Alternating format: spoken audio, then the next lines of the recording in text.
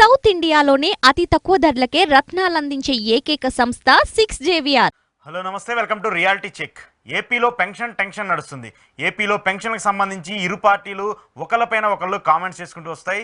డబ్బులు లేకపోతేనే పెన్షన్లు ఇవ్వట్లేదంటూ టీడీపీ వైసీపీ పైన అబ్లిగేషన్ చేస్తూ ఉంటే, డబ్బులు ఉన్నా సరే కావాలని చెప్పేసి కుట్రలు చేస్తుంది టీడీపీ పార్టీ. పెన్షన్లు ఇవ్వకుండా ఇబ్బందులు పడే విధంగా ఉండాలని చెప్పేసి కూడా టీడీపీ కుట్రలు చేస్తుందంటూ కూడా కామెంట్స్ చేస్తూ వస్తుంది. అదే అంతేకాకుండా కూటమికి సంబంధించి టికెట్ల విషయంలో ఇప్పటికీ రచ్చ జరుగుతూనే ఉంది. ఇప్పటికే సీట్లకు సంబంధించి అన్నీ పూర్తయినప్పటికీ కూడా మళ్ళీ సీట్లను మార్చాలంటూ కూడా ఇటు బీజేపీ, టీడీపీ, జనసేన మధ్య వాగ్వాదం జరుగుతుంది. ఏపీ రాజకీయాలకు సంబంధించి తాజా రాజకీయ పరిణామాలపై ఈరోజు రియాలిటీ చెక్లో డిస్కస్ చేద్దాం. రియాలిటీ చెక్లో నాటితో పాటు పార్టిసిపేట్ చేస్తున్నారు అనలిస్ట్ పురుషోత్తం రెడ్డి గారు. పురుషోత్తం రెడ్డి గారు నమస్తే. నమస్తే అశోక్ గారు. ముందుగా పెన్షన్స్ గురించి మాట్లాడదాం సార్. ఏంటి పెన్షన్ టెన్షన్స్ నడుస్తూ ఉన్నాయి? ఈరోజేమో క్లియరెన్స్ ఇచ్చింది సచివాలయాల్లో ఉదయం 9 గంటల నుంచి సాయంత్రం 7 గంటల వరకు పెన్షన్స్ ఇస్తామని చెప్పేసి గవర్నమెంట్ చెప్తూ వస్తుంది. సో ఒకళ్ళ మీద ఒకళ్ళ కామెంట్స్ చూస్తూ ఉన్నాము. ఏం జరుగుతుంది? ఒక ఇద్దరు కూడా చనిపోయిన పరిస్థితిని కూడా మనం చూస్తూ ఉన్నాము. ఏం చెప్తారు దీని గురించి? అశోక్ గారు, బేసిక్గా పెన్షన్స్, వాలంటీర్లు, సచివాలయాలు ఈ మూడింటికి విడదీరాని అనుబంధం ఉంది. గత జగన్మోహన్ రెడ్డి గారు అధికారంలో చేపట్టిన రోజు నుంచే వాలంటీర్ల సిస్టమ్, అదేవిధంగా గ్రామ సచివాలయాల సిస్టమ్ పైన పెద్ద చర్చ రాష్ట్రం నడిచింది. వాస్తవానికి ఇప్పుడు ఈ పరిస్థితి రావడానికి ఒక రకంగా ప్రతిపక్షం కోరి సమస్యలు తెచ్చుకుందని చెప్పక తప్పదు. ఎందుకంటే రాజకీయాలలో ఎత్తులు పై ఎత్తులు ప్రతి అంశాలు ఉంటాయి. మామూలు సందర్భంలోనే వ్యూహ ప్రతివ్యూహాలు ఉన్నప్పుడు ఎన్నికలు ఒక నెల ముందు ఏ అవకాశం ముందుకొచ్చినా అవకాశంలో ప్రత్యర్థి పైన నెపనెట్టడానికి ఎవరైనా ప్రయత్నం చేస్తారు. ఈ క్రమంలో ఎలక్షన్ కమిషన్ ఇచ్చినటువంటి ఆదేశాలని ఇంప్లిమెంట్ చేసే విషయంలో కావచ్చు, దాని చుట్టూ జరుగుతున్న చర్చలో తెలుగుదేశం పార్టీ వ్యూహాత్మకంగా తప్పు చేసి మొత్తం వ్యవహారాన్ని తన మెడకు దిక్కునే ప్రయత్నం జరిగింది. ఎందుకంటున్నానంటే, పెన్షన్స్ అంటే వాలంటీర్లు, గ్రామ సచివాలయాలు అంటే సంక్షేమ పథకాలు, ఈ మూడు ఒకదానికి ఒక ఇంటర్ఫేర్ అవుతుంది. ముఖ్యంగా జగన్మోహన్ రెడ్డి గారు బస్సు యాత్రలో కానీ సిద్ధం సభలో ఏం చెప్తున్నాడు? ప్రధానంగా సంక్షేమ పథకాలు, డీబీటీ సిస్టమ్, నాన్ బీటీఎం సిస్టంలో మేము ఏ విధంగా ప్రజలకు నేరుగా కరప్షన్ లేకుండా వాలంటీర్ల ద్వారా ఇంటింటికి తీసుకువెళ్తున్నామో అట్లాంటి ప్రభుత్వం మాది, దాన్ని కొనసాగించాలంటే మాకు వెయ్యండి, వద్దనుకుంటే ప్రతిపక్షానికి వేయండి, అంటే వాళ్ళు వస్తే పోతాయని చెప్తున్నాడు. ఇది బలంగా జనంలోకి వెళ్తా ఉంది.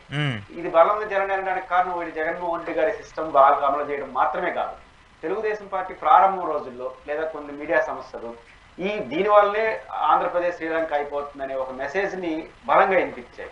దానివల్ల ఏమైంది? ఈ తరగతి ప్రజల్లో ఒక వ్యతిరేకత, అంటే తెలుగుదేశం పార్టీ వస్తే ఇవన్నీ పోతాయో ఉంటాయా. ఇప్పుడు ఎన్నికలు వచ్చేసరికి దాన్నే ప్రధానాస్త్రంగా జగన్మోహన్ రెడ్డి గారు తీసుకొస్తున్నారు. ఇట్లాంటి దశలో తెలుగుదేశం పార్టీ గత 6-7 నెలల నుంచి కొంచెం రియలైజ్ అయింది, ఇది ఓటింగ్ గా మారుతా ఉంది, ఈ టైంలో మనం రాంగ్ వెళ్ళకూడదని. సంక్షేమ పథకాలు 3,000 నుంచి 4,000 ఇస్తారని చంద్రబాబు గారు అంటున్నారు. రెండోది వాలంటీర్ల సిస్టమ్ కూడా ఫైనల్ గా కొనసాగుతుంది, దీన్ని మేము మరింత బాగా చేస్తాం, మీకు కొంత జీతం కూడా పెంచుతాం అనే పద్ధతిలో ముందుకు వచ్చాడు. ఈ టైంలో తెలుగుదేశం పార్టీ నేరుగా ఎలక్షన్ కమిషన్ ఫిర్యాదు చేసిందని నేను అన్నగాని, ఈ ప్రభుత్వానికి వ్యతిరేకంగా ఉన్న కొంతమంది, ముఖ్యంగా నిమ్మగడ్డ రమేష్ కుమార్ గారు కొన్ని స్వచ్ఛంద సమస్యల పేరుతో వాళ్ళు ఇండైరెక్ట్ తెలుగుదేశం ప్రోత్సాహం ఉందని బహిరంగంగా ఒక చర్చ నడుస్తుంది. వాళ్ళు మొత్తం ఉన్నారా లేదా పక్కన పెడితే వాళ్ళు కోర్టుకు వెళ్ళడం, వాటి చుట్టూ ఎలక్షన్ కమిషన్ ఈ రోజు ఎలక్షన్ కమిషన్ ఇచ్చింది. ఈ టైంలో 2 రోజుల క్రితం, అంటే మార్చి 30, 29 ఆ ప్రాంతంలో ఎలక్షన్ కమిషన్ ఆదేశించింది. నాకు ఎలక్షన్ కమిషన్ ఇచ్చిన ఆదేశాలలో కొంచెం సంక్లిష్టత కనపడింది. అట్లాంటి ఆదేశాలు ఇవ్వకుండా ఉంటే బాగుంటుంది, అధికారాన్ని నేను ప్రశ్నించను కానీ ఇవ్వకుండా ఉంటే బాగుంటుంది. ఎందుకంటే ఎలక్షన్ కమిషన్ డ్యూటీ ఏంటంటే రాజకీయంగా ఒక రాజకీయ పార్టీకి ఉపయోగపడే విధంగా కానీ మరో రాజకీయ పార్టీని ఇబ్బంది పరిస్థితి కానీ ఓటర్లు అనవసర విషయాల్లో ప్రభావితం కాకుండా చూసుకోవాల్సిన బాధ్యత, ఏర్పాట్లు ఎలక్షన్ కమిషన్ చేయాలి. ఇప్పుడు పెన్షన్ చుట్టూ రాజకీయం నడుస్తుందా లేదా? అవును. అంటే ఇక్కడ ఒక పాయింట్ ఏంటంటే, ఎలక్షన్ కమిషన్ కి తెలియకుండా ఇదంతా జరిగిందా అనేది కూడా ఒకటి ఉంటుంది. ఇప్పుడు ఎందుకంటే బీజేపీ వాళ్ళు కూడా కంప్లైంట్ చేశారని చెప్పేసి కొంతమంది కామెంట్ చేస్తున్నారు. సో బీజేపీ కూడా కొన్ని ఆదేశాలు ఇచ్చింది, వాలంటీర్లు కొంచెం ఇంప్లిమెంట్ చేసే అవకాశం ఉంటుంది కాబట్టి అని కూడా కామెంట్ చేస్తున్నారు. మరి అది నిజమో కాదో మీరు చెప్పాలి. కానీ ఇక్కడ ఒకటి, ఎందుకంటే పెన్షన్స్ సంబంధించి కేవలం వృద్ధులకు సంబంధించి, వితంతులకు సంబంధించి జరిగేటువంటి ఒక ఇన్సిడెంట్ మెయిన్గా జరిగేది. సో వాళ్ళకి ఎలక్షన్ కమిషన్ తెలియకుండా ఇలాంటి నిర్ణయం తీసుకుంటుంది అనుకోవచ్చా? అంటే ఎలక్షన్ కమిషన్ సాంకేతికంగా పనిచేస్తుంది, వాళ్ళు గెలవడం వాడడం వాళ్ళకి పని లేదు కదా. ఎలక్షన్ కమిషన్ టెక్నికల్ గా ఇచ్చిందని ఆదేశాలు ఇచ్చేశారు, కానీ ఆదేశాల పర్యవసనాలు ఏమవుతాయి? ఉదాహరణకు ఇప్పుడు 2 లక్షల పైచిలకు మంది వాలంటీర్లు ఉంటారు. వాళ్ళందరూ గత 50 నెలలుగా ట్రైన్డ్ పీపుల్. అంటే పెన్షన్స్ ఎలా వాళ్ళ పని కూడా అదే, పెన్షన్స్ ప్రజలు వాళ్ళకు నేరుగా డిపిటి సిస్టమ్ ద్వారా నాన్ బీటీటీ ద్వారా వెళ్ళడం, ఇది కదా వాళ్ళ ప్రధాన పని. ఇప్పుడు ఏమంటుంది తెలుగుదేశం పార్టీ కొంత ఇక్కడ కుప్పగెంతులు కనిపిస్తుంది. ఫస్ట్ ఏమంటారు, వాలంటీర్లు ఇవ్వద్దన్నారు కదా, అంత మాత్రాన వాలంటీర్లు ఎందుకు, ఇతర గవర్నమెంట్ సిబ్బందితో ఇచ్చేవచ్చు కదా, సచివాలయ సిబ్బందితో ఇప్పించవచ్చు కదా అని చెప్తా ఉన్నారు. ఇప్పించచ్చు కదా అన్నారు. ఇప్పుడేమంటున్నారు, దాంతో నిలబడ్డారా, అదేం పెద్ద పని చేసినట్ల జనంలో. ఇప్పుడేమంటున్నారు, డబ్బులు లేవు కాబట్టి ఎగ్గొట్టడం కోసం దీన్ని వాడుకుంటున్నారు అంటారు. ఇది పరస్పరం కాంట్రడిక్షన్, ఒక విమర్శకు నిలబడట్లేదు. ఎక్కడ సమస్య వస్తుందంటే, ఇప్పుడు ఎలక్షన్ కమిషన్ అట్లా ఆదేశాలు ఇవ్వడం వల్ల ఎన్ని రోజుల్లో పెన్షన్ ఇవ్వాలో ఎలక్షన్ కమిషన్ చెప్పలేదు. వాళ్ళు చెప్పినారు కానీ 6వ తేదీకి ఇమ్మని. ఉదాహరణ గవర్నమెంట్ యొక్క ఒక విశేష అధికారం కదా, ఒక పెన్షన్ ఇవ్వడం అనేది ప్రజలకు సౌలభ్యం కల్పించడం, 1వ తేదీ ఇస్తున్నారు. 4వ తేదీ 5వ తేదీ డబ్బులు సర్దకపోతే ఇస్తే అడిగే హక్కు ఎవరికి లేదు కదా, ప్రభుత్వం ఇచ్చే పథకాలు. కాబట్టి మీరు అలానే ఎలక్షన్ కమిషన్ లో వాళ్ళు ప్రభావితం చేస్తారు కాబట్టి వాళ్ళు పక్కన పెట్టమని అధికారం ఎలక్షన్ కమిషన్ ఉంటుంది. కానీ నువ్వు పలానా రోజు లోపల ఇచ్చేయమని చెప్పి ఎక్కడ చెప్తావు, ఇది పరిమితం సాధ్యం కాదు. ఇప్పుడు ఏమైంది, ఇక్కడ మొదటికి వస్తుంది. ఇప్పుడు తెలుగుదేశం పార్టీ ఆరోపణలో ప్రధానంగా వస్తుంది ఏంటంటే, వాలంటీర్లు వద్దు, ఓకే 2,20,000 1,50,000 మంది గ్రామ సచివాలయ సిబ్బందితో పనిచేయండి అంటున్నారు. నా పాయింట్ ఏంటంటే, వాళ్ళ పని ఏంటి, మీ పని ఏంటి? వాలంటీర్ల పని నేరుగా సంక్షేమ పథకాలు అమలు చేయడం, డోర్ టు డోర్ వెళ్ళడం. సచివాలయ సిబ్బందికి వేరే పనులు ఉంటాయి. రెండోది, ఎలక్షన్ కమిషన్ కి ఏ అధికారం ఉంటుంది, ఎలక్షన్ డ్యూటీలో ఏర్పాటు చేయడం, ఎలక్షన్ డ్యూటీ కోసం ప్రభుత్వ సిబ్బందిని ఆదేశించడం, ఎలక్షన్ డ్యూటీలు కరెక్ట్ గా చేయడం వరకే పరిమితి ఉంటుంది. కాబట్టి దాని అధికారాలు ఉంటాయి. కానీ పలానా పని మీరు అందరూ చేయండి అని చెప్పడానికి ఇతర పనుల మీద అధికారం లేదు. జనరల్ అడ్మినిస్ట్రేషన్ లో వాళ్ళ పని మీరు చేయండి, టీచర్ పని మీరు చేయండి ఆదేశించే అధికారం ఎవరికీ లేదు. కానీ ఇప్పుడు గ్రామ సచివాలయ సిబ్బంది పోవాలంటే వాళ్ళతో మాట్లాడాలి, వాళ్ళకి జీవోలు ఇవ్వాలి, వాళ్ళకి ట్రైనింగ్ ఇవ్వాలి కదా. ఇప్పుడు ఒక వాలంటీర్ పోయి 50 నెలలుగా ఇస్తున్న పనిని మీరు నేను ఒక రోజు అయితే చేయగలం, ఒక రోజులో చేసే పరిస్థితి కూడా ఉండదు. ఎందుకంటే వాళ్ళకి గ్రౌండ్ టు గ్రౌండ్ తెలుసు, ఎవరి పేరు ఎవరిల్లు ఎవరికి ఎంత ఇవ్వాలి ఏంటి అనేది వాళ్ళకి అంతా తెలుసుంటది. కాబట్టి అది చాలా ఈజీగా అయిపోతుంది, గంటలోనో 2 గంటల్లోనో అయిపోయింది. నేను 100 అనుమానాలు వ్యక్తం చేస్తానండి. నన్ను ఇమ్మన్నారు అనుకో, నేను మిగతా రాయలసీమ నీటి ప్రాజెక్టు మాట్లాడి నేను పిహెచ్డి మాట్లాడతా. పోయి వాలంటీర్కి ఇమ్మంటే వాడు ఇల్లేడా అన్న ఎట్ట పోవాలని 100 అడుగుతా నేను. అంటే ఎంత తెలివితేటలున్నాయి, ఎంత కెపాసిటీ ఉందని ముఖ్యం కాదు, ఎవరి పని వాళ్ళు చేసే దాంట్లో ఎక్స్పర్ట్లు ఉంటారు. కాబట్టి 4 రోజుల తర్వాత ఇస్తానంటే ఏమవుతుంది, ఇప్పుడు వాలంటీర్లందరూ తెలుగుదేశం పార్టీ ఈ పరిస్థితి కారణం అని వాళ్ళ మీద పడుతున్నారు. ఇప్పుడు వైసీపీ గమ్మున ఉంటుందా, మీరు ఏ వాలంటీర్లని వద్దనుకొని మీరు ఎలక్షన్ కమిషన్ ఫిర్యాదు చేశారో ఆ వాలంటీర్ల వల్ల వచ్చే నష్టాన్ని మీ నెత్తిన రుద్దుదా వాళ్ళ అవకాశం వస్తే. రాజకీయంగా ఖచ్చితంగా వాళ్ళు ఉంటాయి. మొత్తం మీద ఈ విషయంలో తెలుగుదేశం పార్టీ అన్నెసరీ గందరగోళానికి వెళ్ళి మొదటికి వచ్చింది. రేపు తెల్లారితో మే 1st వీక్ ఇదే పరిస్థితి వస్తుంది. మళ్ళీ రేపు మే 1st వీక్ గడి ఇకపోతే 13వ తేదీ అదే పని చేస్తుంది కదా, 13వ తేదీ ఎలక్షన్ లో ప్రధానమైన డిమాండ్ వస్తుంది కదా. ఇప్పుడు జగన్మోహన్ రెడ్డి గారు రేపు ఈజీగా అంటాడు, ఈ రోజు నేను 2 నెలలు మా పరిధిలో, ప్రభుత్వ పరిధిలో ఈ రోజు లేదు, ప్రభుత్వ యంత్రాంగం ఎలక్షన్ కమిషన్ లో ఉంది, 1 నెల నా పరిధిలో లేదంటేనే మీ పరిస్థితి ఎట్లుంటే రేపు తెలుగుదేశం పార్టీ వస్తే మీరు ఉండరు అంటాడు. నేచురల్ గా అది కొంచెం ఎక్కుతుంది జనానికి, అందువల్ల ఈ గందరగోళం వస్తుంది. మొత్తం తెలుగుదేశం పార్టీ ఒక రకంగా స్వయంకృత అపరాధం అనుకుంటాను ఈ విషయం. ఇప్పుడు ఇంకొక పాయింట్ ఏంటంటే, ఇప్పుడు ఎలా ఏదైతే వాలంటీర్లని తొలగించడం వల్ల వాలంటీర్లు ఇంకా డైరెక్ట్ గా జగన్మోహన్ రెడ్డి జెండా పట్టుకొని జగన్మోహన్ రెడ్డి వైసీపీ పార్టీకి ఓటేయండి అని చెప్పి ఇంటింటికి తిరిగే పరిస్థితి ఉంటుంది కదా. ఇప్పుడు వాలంటీర్లు తొలగించడం వేరు, వాలంటీర్లని ఈ పెన్షన్ ఇవ్వద్దని వేరు. వాలంటీర్లు అక్కడక్కడికి వైసీపీకి అనుకూలంగా ఉంటారని నిబంధనలు వ్యతిరేకంగా సస్పెండ్ చేస్తున్నారు, దాన్ని మనం సమర్థించాలి. ఖచ్చితంగా ఏ ప్రభుత్వ ఉద్యోగి ఈ ప్రభుత్వం నుంచి రూపాయి తీసుకున్నవాడు కూడా ఒక పార్టీకి అనుకూలంగా చేయకూడదు. కానీ ఇప్పుడు వాలంటీర్ దాంట్లో వాళ్ళు బాధితులు అవుతారు. కానీ ఇక్కడ పాయింట్ ఏంటంటే, ఎన్మాస్ గా వాలంటీర్లు ఈ సిస్టమ్ నుంచే దూరం చేస్తున్నాము అనే ఒక మెసేజ్ వెళితే రేపు తెలుగుదేశం పార్టీ అధికారానికి వస్తే నష్టం. కాబట్టి జగనే రావాలనుకోని ఇంటింటికి పోయి చెప్తే వాళ్ళు అధికారికంగా ఏం చెప్పాలి, వాలంటీర్ అని ఆ ఊర్లో ఉంటాడు, ప్రభుత్వ ఉద్యోగి కాదు అతను, గౌరవ వేతనం తీసుకునే వ్యక్తి. 50 ఇండ్లు వాడికి ఎప్పుడు అందుబాటులో, ఏ రాత్రి పూట చేస్తారు పోయి రేపు నేను వచ్చి నీకు పెన్షన్ ఇవ్వాలంటే అవ్వ తాత జగన్ వస్తే తప్ప కాదని చెప్పేసి అనుకో, 50 మంది చెప్పడం 100 రోజులు పడుతుందా, రాత్రి చెప్పేస్తాడు. కాబట్టి ఇది స్వయంకృతాపరాధం అంటున్నాను. ఇప్పుడు ఎవరైతే తొలగించడం 10 మంది 20 మంది తప్పు చేశారు తొలగించేసేయండి. కానీ ఎన్మాస్ గా వాలంటీర్లని ఇట్లా విధుల్లో లేదంటే ఇది ఒక సిగ్నిఫికెన్స్ అంటాడు జగన్మోహన్ రెడ్డి గారు. చంద్రబాబు నాయుడు గారే 4,000 ఇస్తాను, ఇంటింటికి ఇస్తాను, వాలంటీర్లు కూడా మీరు పద్ధతిగా పని చేసుకోండి అని చెప్తున్నాడు. కానీ ఎప్పుడైతే ఈ కేసు వచ్చిందో జగన్మోహన్ రెడ్డి గారి పని ఈజీ అయిపోయింది. మీరు వస్తే, చంద్రబాబు నాయుడు గారు వస్తే మీ ఉద్యోగాలు ఉండవు, మీ వాలంటీర్ల ఉద్యోగం ఉండదు అని వీళ్ళకి చెప్తాడు. అదే విధంగా పెన్షన్దారు కూడా చెప్తాడు, రేపు మీకు వాళ్ళు వస్తే అసలు కూడా ఇవ్వడంటాడు. ఎవరు నమ్ముతారు ప్రజలు? ఆ రకంగా తెలుగు వైసీపీకి పెద్ద ఆయుధాన్ని జగన్మోహన్ రెడ్డి గారికి తెలుగుదేశం పార్టీ ఇచ్చినట్టే అవుతుంది. ఓకే. సో ఇప్పుడు ఏంటి సార్ ఈ ఇష్యూ ఓట్లుగా ఏమైనా ట్రాన్స్ఫర్ అయ్యి కన్వర్ట్ అయ్యే సిచ్యువేషన్ ఉంటుంది? ఎందుకంటే మొన్నటిదాకా వాలంటీర్లను తిట్టారు, ఆ తర్వాత మళ్ళీ వాలంటీర్ల మీద ప్రేమ చల్లుతున్నారు. మొన్నటిదాకా జగన్మోహన్ రెడ్డి పెన్షన్ వచ్చిన దాంట్లోనే 3,000 ఇస్తాను స్టార్టింగ్ మంత్లోనే, కానీ ఇప్పుడు చివరికి 5వ సంవత్సరం వచ్చేసరికి ఇప్పుడు పెంచుతున్నా అని చెప్పేసి అన్నారు. మళ్ళీ ఇప్పుడు యూటర్న్ తీసుకొని మేము జగన్మోహన్ రెడ్డి ఇచ్చేటట్టే 4,000 ఇస్తామని చెప్పేసి చెప్తా ఉన్నారు. సో ఇవన్నీ చూస్తూ ఉంటుంటే వాళ్ళు ఏవైతే జగన్మోహన్ రెడ్డి పాటించినటువంటి ప్రతిపాదనలు వీళ్ళు పాటిస్తూ వస్తున్నారు, జగన్మోహన్ రెడ్డి ఏవైతే అస్త్రాలను యూజ్ చేస్తున్నా యాస్టీస్గా కాపీ చేస్తూ ఉన్నటువంటి నేపథ్యంలో ఇప్పుడు ఈ పెన్షన్స్ ఈ వృద్ధులకు సంబంధించి ఈ 60 లక్షల ఉన్నటువంటి 60 లక్షలు 66 లక్షలు ఉన్నాయని చెప్తున్నారు.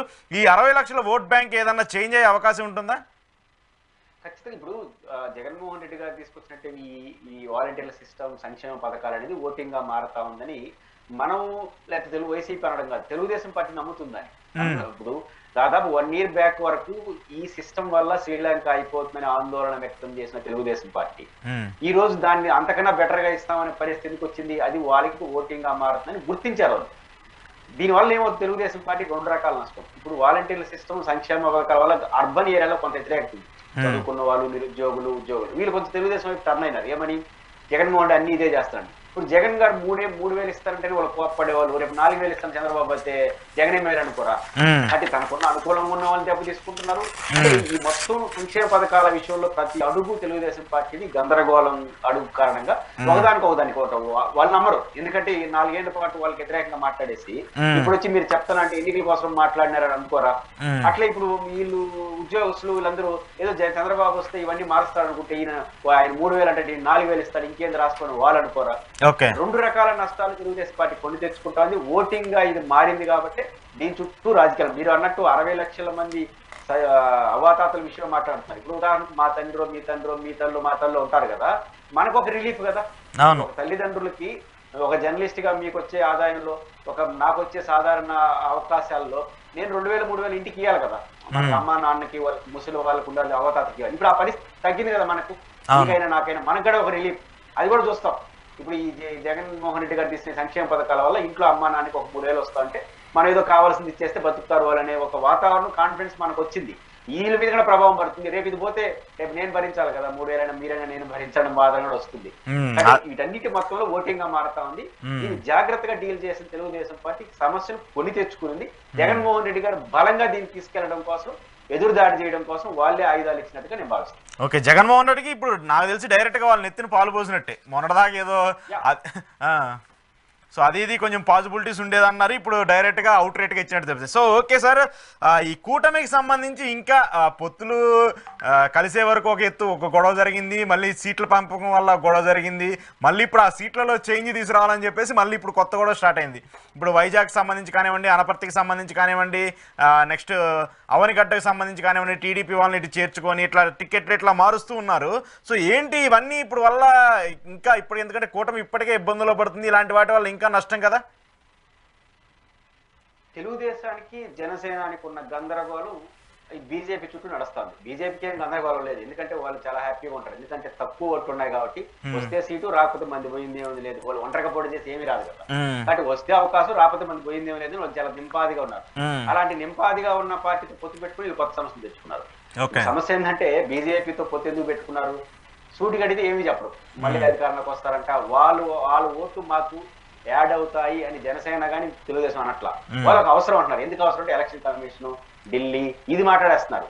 అంటే గ్రౌండ్ లో బీజేపీకి పెద్ద ఓటింగ్ ఆంధ్రప్రదేశ్ లో లేదు కాబట్టి వాళ్ళకి సీట్లు ఎక్కువ ఇవ్వాల్సి వచ్చింది. ఇప్పుడు మా తిరుపతిలో ఎంపీ ఎమ్మెల్యే 2 జనసేనకి, తెలుగుదేశం బీజేపీకి ఇచ్చేసి, తెలుగుదేశం పార్టీ బలమైన నియోజకవర్గం తిరుపతిలో ఏమని ఓటు అడగాలి? సైకిల్ కు ఒక ఓటు వేయండి, గ్లాస్ కు ఒక ఓటు వేయండి, లేదా సైకిల్ కు ఒక ఓటు వేయండి, కమలం కోకోటి ఏంటంటే అర్థం ఉంది. కానీ 2 ఓట్లు పోయి వాళ్ళకి ఏమంటే ఏ తెలుగుదేశం వాళ్ళు చెప్తారు? చంద్రబాబు గారు చెప్పొచ్చు కానీ కింద పోయి చెప్తారా? ఆ రకమైన డిస్టర్బెన్స్ వస్తా ఉంది. ఇప్పుడు ప్రతి చోట తెలుగుదేశం గందరగోళం ఏంటంటే 1-2 చోట్ల, కామినేని శ్రీనివాస్ గారు, టైకులూరు, విశాఖపట్నం లాంటి చోట తప్ప మిగతా 6-7-8 సీట్లో బీజేపీ వల్ల మనం నష్టం వస్తా ఉందనే భావన గెలిపింది తెలుగుదేశం పార్టీ. తెలిసి మనం జగన్మోహన్ రెడ్డి గారికి ఎన్నికలకు ముందే ఒక జనసేనలో ఒక 15, వీళ్ళకి ఒక 10, ఒక 25 సీట్లు ఎలక్షన్ ముందే జగన్కి ఇచ్చేస్తున్నాము అనే మెంటల్ గా కింద కార్యకర్తలు భయపడుతున్నారు. ఎలక్షన్ కి 80 సీట్లు వస్తే ముఖ్యమంత్రి అయిపోతారు 88 సీట్లు వస్తే. అవును. ఎలక్షన్ కి ముందే 20-25 సీట్లు ఇచ్చేస్తే ఇంక జగన్ గారికి కావాల్సిన 60 సీట్లే కదా. అవును. కాబట్టి ఇట్లాంటి ఎత్తుగడ ఏ రాజకీయ పార్టీకి నష్టం. ఇది తెలుగుదేశం శ్రేణిలో భయం వస్తాను. అందువల్ల జనసేన ఏం చేస్తాం, మెల్లిగా మీకు అభ్యర్థులు లేరని 60 దూరస్తున్నారు. ఇప్పుడు తిరుపతి ఎమ్మెల్యే ఎవరు, ఎమ్మెల్యే క్యాండిడేట్ ఎవరు, నారాయణ శ్రీనివాసులా MLA. Chittoor YCP present YCP MLA రాజీనామా కూడా చేయాలి ఆయన. అవును, సిట్టింగ్ ఆయన తీసుకొచ్చి ఇక్కడ ఇచ్చారు. ఇక్కడ ఇచ్చారు. ఇక్కడ ఎట్లా ఆయన ఇప్పుడు మన అవనగడ్డకి సంబంధించి నిన్నటి వరకు ఆయన తెలుగుదేశం పార్టీ. అసలు బుద్ధ ప్రసాద్ లాంటి వ్యక్తి పార్టీ చేంజ్ అయ్యి అక్కడ ఆల్రెడీ బిల్డప్ చేసుకుని 5 సంవత్సరాల పాటు జనసేన పార్టీని అక్కడ బిల్డప్ చేసుకుని ఉన్నటువంటి వ్యక్తిని పక్కన పెట్టి కూడా బుద్ధ ప్రసాద్ని జాయిన్ చేసుకుని టికెట్ ఇవ్వడం అంటేనే చాలా ఘోరమైన విషయం. ఎందుకంటే 2019 ఎన్నికల్లో అవనగడ్డలో దాదాపు 30,000 ఓట్లు వచ్చినాయి సార్ జనసేన పార్టీకి. అంత బలం ఉండి కూడా ఆయన్ని జాయిన్ చేసుకుని టికెట్ ఇచ్చారు అక్కడ. ప్రపంచంలో 7వ వింతో 8వ వింతో 9వ వింతో కాదు కానీ ప్రతిపక్ష పార్టీ వాళ్ళు నా పార్టీలో చేరతారు. మా ప్రతిపక్షాల మధ్య పార్టీల్లో చేరడం ఉంటుంది. మిత్రపక్షాల పార్టీలో చేరడం అనేది ప్రపంచంలో ఫస్ట్ టైం చూస్తున్నాం. అంటే పార్టీలు ఎందుకు చేస్తారు, ఒక పార్టీని వదిలి ఇంకో పార్టీ ఎందుకు చేస్తారు, ఆ పార్టీ నచ్చక ఇంకో పార్టీలో చేస్తారు. ఇప్పుడు వైసీపీ నుంచి తెలుగుదేశంలోనూ, వైసీపీ నుంచి ఎన్డీఏలోకో, ఎన్డీఏ నుంచి తెలుగు వైసీపీకో చేరితే అది ఒక అర్థం ఉంది. కానీ వీళ్ళ ముగ్గురులో చేరడం ఏంటి అంటే ఒకరి పట్ల ఒక వ్యతిరేకత. అంటే ఈ చేరిక అనేది ప్రపంచంలో 8వ వింత. అసలు మిత్రపక్షాల మధ్య చేర్పులు జరపడం అంటే దీని ప్రజలు ఆశయించుకోరా? బేసిక్ ఇప్పుడు వైసీపీ వాళ్ళు ఈజీ అయిపోతుంది. ఇక్కడ వైసీపీ పెద్ద రాళ్ళు. వైసీపీ మొదటి నుంచి ఏంది, జనసేన పుట్టిందే తెలుగుదేశం కోసం, రేపు అభ్యర్థులు కూడా చంద్రబాబు నిర్ణయిస్తాడు అని ఇన్ని రోజులు ప్రచారం చేశారు. ఇప్పుడు మనం ఈ సీట్లు ఇవ్వడం ద్వారా ఏం జరిగింది, అవును కదా అనుకుంటారు ప్రజలు. కాబట్టి ఆ రకంగా మిత్రపక్షాల మధ్య ఈ అసహజమైన పొత్తులు, ఇష్టం లేని పొత్తులు గందరగోళాలకు దారితీస్తోంది.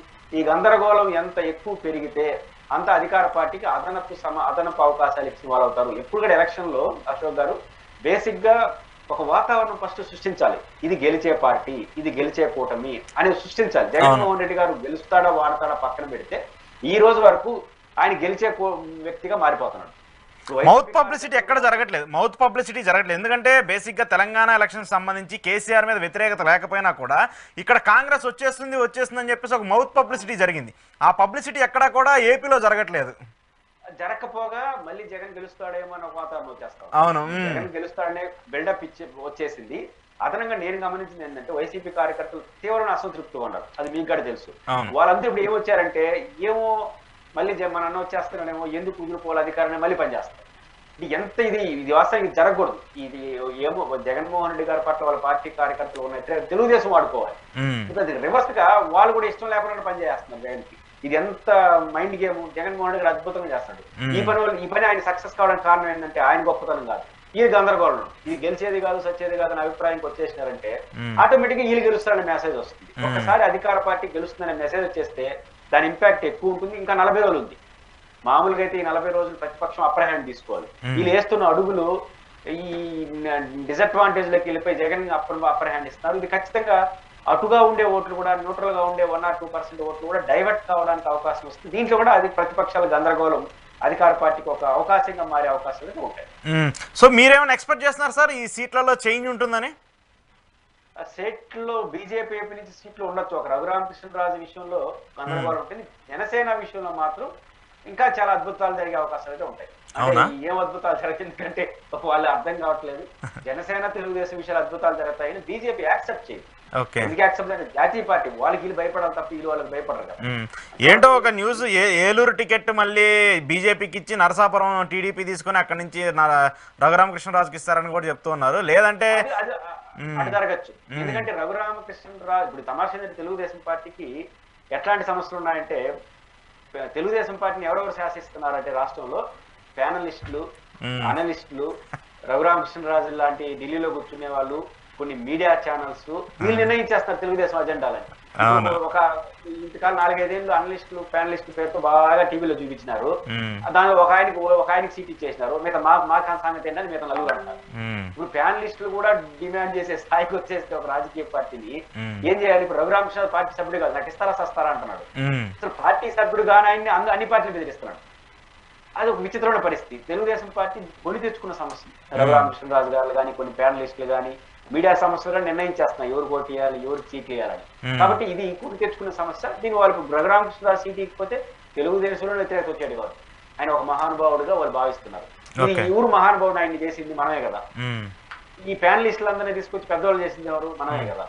కాబట్టి వీళ్ళందరూ ఇప్పుడు సీట్లు ఎక్కుతాయి కాబట్టి అందరూ తెలుగుదేశాన్ని బ్లాక్ మెయిల్ చేసే వరకు తెచ్చుకున్నారు. ఇది వాళ్ళు స్వయంకృత. సో అయితే ఎక్కడా కూడా కొన్ని చేంజెస్ అయితే ఉంటాయి, ఉండే అవకాశం ఉంది. జనసేన మధ్య ఉండొచ్చు, బీజేపీ యాక్సెప్ట్ చేయి. ఓకే, బీజేపీ యాక్సెప్ట్ అంటే వీళ్ళ చేంజ్ అంటే ఆ సీటు ఇక్కడ ఈ సీట్ అక్కడ, అంతేగాని అంత మించి చేంజెస్ ఉండవు. ఇంకొక ఇంట్రెస్టింగ్ విషయం ఏంటంటే పాపం జనసేన తీసుకున్నదే 21 సీట్లు. ఆ 21 సీట్లలో 11 మంది మాత్రమే జనసేన ఓన్ క్యాడర్ వాళ్ళు, మిగతా వాళ్ళందరూ వైసీపీ నుంచి వచ్చిన వాళ్ళు, టీడీపీ నుంచి వచ్చిన వాళ్ళు పోటీ చేస్తున్నారు ఇప్పుడు.